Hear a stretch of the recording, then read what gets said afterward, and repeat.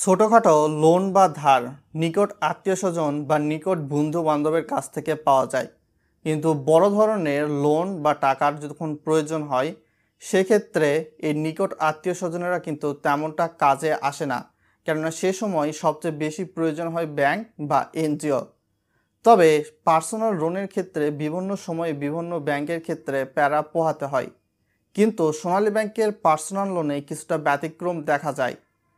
এই ঋণটি সাধারণত কত টাকা পর্যন্ত একজন ব্যক্তি পেয়ে থাকবেন, তার সঙ্গে সঙ্গে কত দিনের মধ্যে পরিশোধ করতে হবে, কোথায় যোগাযোগের মাধ্যমে এই ঋণটি আবেদন করতে পারবেন। আপনারা হয়তো বা ভিডিওর এই পাশে স্ক্রিনে কিন্তু দেখতে পাচ্ছেন আমার নিকট আত্মীয় স্বজন একজন সোনালী ব্যাংক থেকে পার্সোনাল ঋণ নিয়েছে এবং সেখানে কিন্তু তার সম্পূর্ণ স্টেটমেন্ট কিভাবে আবেদন করেছে, তার A to Z ডিটেলস আপনাদেরকেও কিন্তু আমি জানিয়ে দেওয়ার চেষ্টা করব। প্রথমতই আমি আপনাদেরকে জানিয়ে দিই সোনালী ব্যাংক থেকে আপনি কত পরিমাণ টাকার ঋণ পাবেন। তো এটি যদি বুঝতে চান তো সেক্ষেত্রে আপনার আয়ের 2/3 টাকা লোনের যে কিস্তির সমান বা উপরে না যায় আপনি সে পরিমাণ টাকা ঋণ পাবেন। ধরলাম আপনার মাসিক আয় হয়তো বা 19,200 টাকা, তাহলে একে 3 দিয়ে ভাগ করে 2 দিয়ে গুণ করুন, তাহলে কত আসে দেখুন তো, 12,800 টাকা। অর্থাৎ আপনি 12,800 টাকা কিস্তির সমান বা এর উপরে হয় না এই পরিমাণ লোন পাবেন। অর্থাৎ এখানে আপনি সর্বোচ্চ 8 লক্ষ টাকা পর্যন্ত ঋণ পেতে পারেন। এবং ঋণের ক্ষেত্রে এখানে কিস্তির পরিমাণটা সাধারণত হয়তোবা আপনারা দেখতে পাচ্ছেন, এখানে 96 কিস্তিতে আপনি যদি ঋণ পরিশোধ করেন তো মাসিক কিস্তির পরিমাণ এসে দাঁড়ায় 11,720 টাকা। সোনালী ব্যাংকের এই পার্সোনাল লোনটি সর্বনিম্ন 1 লক্ষ টাকা থেকে সর্বোচ্চ 20 লক্ষ টাকা পর্যন্ত দেওয়া হয় নতুন আপডেট অনুসারে এবং সার্কুলার অনুসারে, সেটা কিন্তু আপনারা দেখতেই পাচ্ছেন। এবং এই ঋণটা আপনি চাইলে যে কোনো সময় পরিশোধ করতে পারেন, মেয়াদ উত্তীর্ণর আগে পরিশোধ করতে পারেন, কিংবা আপনার হয়তোবা সর্বোচ্চ 8 বছরের মধ্যেও পরিশোধ করতে পারেন। তবে এই ঋণের ইন্টারেস্টের হার হয়ে থাকে সাধারণত 9%। এখন আমি আপনাদের সামনে এই ঋণের যেই ইনস্ট্রুমেন্টটা রয়েছে সেটি কিন্তু আমি আপনাদেরকে দেখাচ্ছি। অর্থাৎ আপনি এখানে সর্বোচ্চ দেখতে পাচ্ছেন 96 কিস্তিতে আপনি ঋণ পরিশোধ করতে পারবেন সর্বোচ্চ এবং সর্বনিম্ন 12 কিস্তি বা 1 বছরের মধ্যে 1 লক্ষ থেকে 20 লক্ষ টাকা পর্যন্ত। এমনকি 20 লক্ষ টাকায় মাসিক কিস্তি আসে দাঁড়াবে 29,300, লাইক 10 লক্ষ টাকা নিলে দাঁড়াবে 14,650। আপনি যদি 5 লক্ষ টাকা নেন তাহলে মাসিক কিস্তি এসে দাঁড়াবে 7,325 টাকা। এবং 1 লক্ষ টাকা ঋণ নিলে এখানে মাসিক কিস্তি এসে দাঁড়াবে প্রায় 1,465 টাকা। কে কোথায় থেকে এই ভিডিওটি দেখতেছেন তা অবশ্যই ভিডিওর কমেন্ট বক্সে আমাদের লিখে জানাতে ভুলবেন না, যাতে করে আপনার নিকটবর্তী সোনালী ব্যাংকের ব্রাঞ্চ আছে কি নাই এই বিষয়টা কিন্তু আমি আপনাদেরকে জানাতে পারবো। তার সঙ্গে সঙ্গে অবশ্যই ভিডিওতে লাইক করে আমাদের সঙ্গে ভিডিওটি কন্টিনিউ করুন বিস্তারিত তথ্য জানার জন্য। প্রশ্ন আসে, এই ঋণটি নেওয়ার জন্য গ্রাহকের কী ধরনের প্রয়োজনীয় কাগজপত্রের প্রয়োজন হয়ে থাকবে, কিংবা গ্যারান্টরের কী ধরনের প্রয়োজনীয় কাগজপত্র লেগে থাকবে। তো প্রথমত আপনার জাতীয় পরিচয়পত্র যেটা রয়েছে সেটার তো অবশ্যই প্রয়োজন হয়ে থাকবে। জাতীয় পরিচয়পত্র যদি না থাকে তো সেক্ষেত্রে এখানে কিন্তু আপনার পাসপোর্টের প্রয়োজন হবে।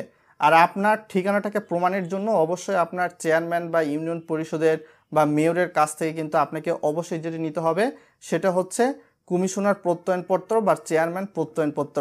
এটা নিয়ে আপনার এলাকার ঠিকানাকে জাস্ট ইন্ডিকেট করা হবে বা আপনার ঠিকানাকে ইন্ডিকেট করা হবে। তাছাড়াও আপনার এবং গ্যারান্টরের 2 কপি পাসপোর্ট সাইজের ছবির প্রয়োজন হবে এবং আপনার যে গ্যারান্টর থাকবে তার স্যালারি স্টেটমেন্টের প্রয়োজন হবে। তো এখানে চলে এসে যিনি জামিনদাতা হবেন তার বিষয়েও কিন্তু A to Z বলে দিলাম। যিনি ঋণ গ্রহীতা হবেন এবং যিনি গ্যারান্টর থাকবেন তার অবশ্যই ভ্যালিড একটা মোবাইল নাম্বারের প্রয়োজন হবে। তো আপনি এখানে চাইলে সর্বনিম্ন 12 কিস্তি কিংবা 24, 36, 48, 60, 72, 84, 96 এই যে কোনো কিস্তির মাধ্যমে কিন্তু ঋণের টাকা উত্তোলন করতে পারবেন। তবে অগ্রিম চেক নিতে হবে আপনাকে অবশ্যই। তাছাড়া সম্পূর্ণ ঋণ সীমার জন্য অগ্রিম তারিখ কিন্তু চেকে যুক্ত করে নিতে হবে।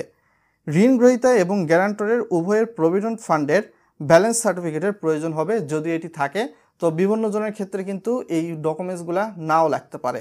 অনেকে হয়তোবা দেখা যাবে যে ঋণটা খুবই তাড়াতাড়ি পরিশোধ করতে চাবেন মেয়াদ উত্তীর্ণর আগে।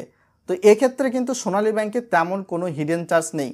আপনি যেই দিন ঋণ পরিশোধ করবেন তার আগের দিন পর্যন্ত আপনি ইন্টারেস্ট দিবেন।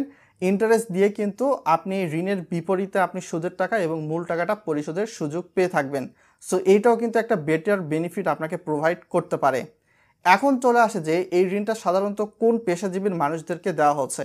তো এখানে বিভিন্ন পেশাজীবীকে ইন্ডিকেট করা হয়েছে, সরকারি, আধা সরকারি, সকল রাষ্ট্রীয় মালিকানাধীন ব্যাংক ও বীমা কোম্পানি, সরকারি ও বেসরকারি বিশ্ববিদ্যালয়, প্রতিষ্ঠিত ট্রেনিং ইনস্টিটিউট, গবেষণা প্রতিষ্ঠান, প্রতিষ্ঠিত এনজিও, আন্তর্জাতিক প্রতিষ্ঠান, বহুজাতিক কোম্পানিতে চাকরিরত, এদেশের জাতীয় পরিচয়পত্রধারী, নিবাসী কর্মকর্তাগণ এবং বেসরকারি ব্যাংক বীমা কোম্পানির কর্মকর্তা কর্মচারী, এমপিওভুক্ত বেসরকারি শিক্ষা প্রতিষ্ঠানের স্থায়ী শিক্ষক বা কর্মকর্তা কর্মচারী এবং বিভিন্ন ডিপোজিটে স্কিম বা স্থায়ী আমানত রসিদ, ওয়েজ আর্নার ডেভেলপমেন্ট বন্ড, অর্থাৎ প্রবাসীরাও কিন্তু এখান থেকে ঋণ নিতে পারবে, এমনটাই বোঝানো হয়েছে। এই পার্সোনাল ঋণের জন্য আবেদন করতে পারবে। এবং এখানে এই ঋণটি আবেদনের জন্য আপনার হয়তোবা দেখা যাবে যে 1 থেকে 4 দিনের মতো সময় লাগতে পারে ঋণটি কার্যকর হওয়ার জন্য। তো এই জন্য আপনার হয়তোবা ডকুমেন্টেশন চার্জ 1000 থেকে 1500 টাকার মতো আসতে পারে। এটা ব্যাংক নির্ধারিত হয়ে থাকবে, আপনার ব্যাংক ভেদে হয়তোবা কিছুটা হলেও পরিবর্তনশীল হতে পারে। হাতের এই পাশে কিন্তু আপনারা আমার এখন দেখতে পাচ্ছেন সোনালী ব্যাংক থেকে ঋণ নিতে গিয়ে কি প্রয়োজনীয় পেপারসের দরকার হয়েছিল, বিশেষ করে ডকুমেন্টসের।